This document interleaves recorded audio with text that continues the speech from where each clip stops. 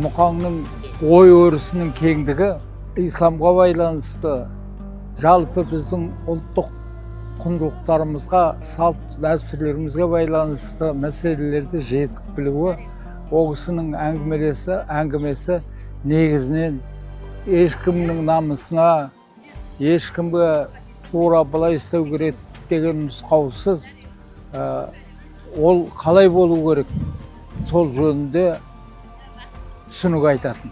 Оны халық өте ұғып тыңдап отырады. Жалпы ол кісі өмір бойы тазалық, білім, еңбекті өте жоғары бағалап, соны құндылық ретінде қалыптастыруға еңбек сіңірді.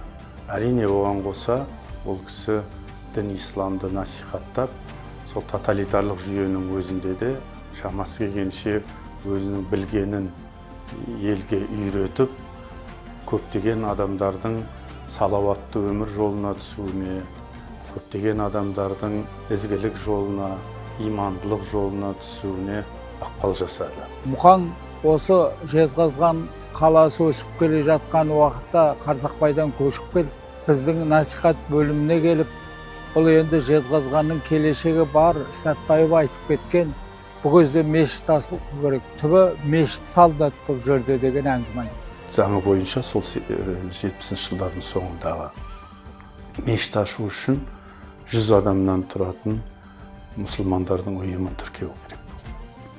Ол кісі бірінші сол 100 адамның тізімін жасап, солардың бәріне қол қойғызып, менің ойымша, біздің облыстың көлемінде үкіметтің нұсқауынсыз өз бетімен азаматтардың құрған тұңғыш ұйымы болды. Оған дейін Алашорданы күйреткеннен кейін, алаш көсемдерін, басыларын барлығын репрессияға ұшырағаннан кейін Қазақстанда кеңес дәуірінде өз бетімен құратын ұйымдар болған жоқ. Қайтпас қайсарлығы 4 жыл үздіксіз күресіп, сол ұйымды тіркетуге дейін қол жеткізгеннің өзі 4 жыл уақыт кетті. Мұқаң сол 80-ші жылдардың ішінде жобасы 10-15 рет хат жазды дейді Москваға. Жалаң ашу керек дегеннен гөрі былай оны негіздеуге, қазіргі уақытта исламды қолдаушылар, исламдың ұстаушылар көбейіп келе жатқанын көрсетуге, қолдаушылар жастары арасында кездесіп келе жатқаны жөнінде бір хатында осыны көрсетіп жазды. Сонан 2-3 хаттан кейін дейін Тәбет үкіметтің жанындағы дін істері жөніндегі комиссиядан Жезқазғанда мешіт ашу жөнінде рұқсат келді. Ол кісі бір ақсақалдың үйін жалдап алып, сонда мешіт ашты. Сондағы мұсылмандар қауымы бірлестігі мүшелері Мұқаңды бас имам қылып сайлады. Осыдан кейін мешітке келушілер көбейді. Үйде 30-40 кітап болды. Солардың ішінде қарасаң, мысалы шариғат, астрономия, математика кітаптары арабша, әдеби кітаптар парсыша, ал Қожа Ахмет Яссауи мен сопылық ілімнің кітаптары шағатайша болады. Яғни ол кісілердің білім тереңдігі сол, ол кісілер сол медресені бітіргенде 3 тілді де біліп шыққан. Ақтас мешітінде, Қарнақ мешітінде, Ақтас медресесінде, Қарнақ медресесінде оқыған, арасында Бұхараға барып оқып келген. Сондықтан қазіргі өлшеммен алғанда жоғары білімді адам болған. Біздің ұлттық дәстүрлерімізге байланыстырып, бірінші кезекте мән беретіні мынау жанұялардың тату тәттілігі, ағайындардың, бауырлардың бір болуы, сонан кейін мына салт дәстүрлер, мына бірыңғай жат ұлттардың салт дәстүрін ұстамай, өзіміздің ұлттық салт дәстүрімізді ұстау, діни білімі жағынан осы өңірдегі ең сауатты білімді адам деп саналады. Сондықтан да мұсылмандар болсын, жастар болсын, ол кісінің айтқанына үйді тыңдады.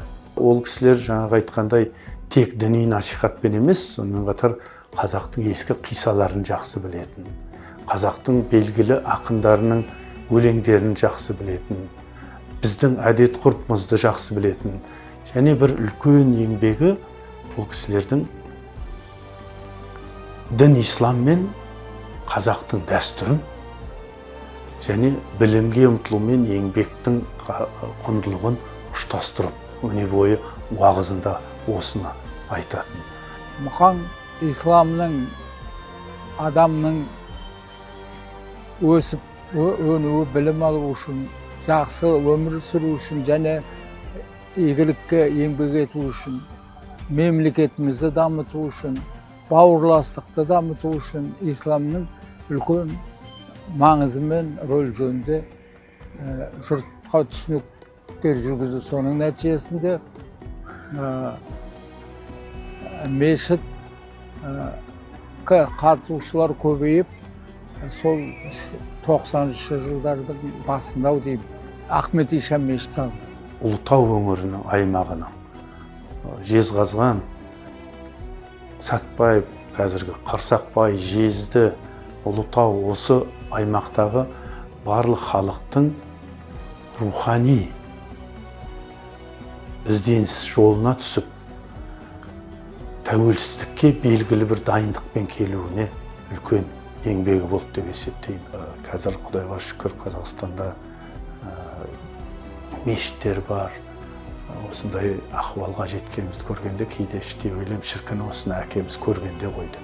Ол кісілер осындай күнді Қазақстанның тәуелсіздігін де армандап кетті.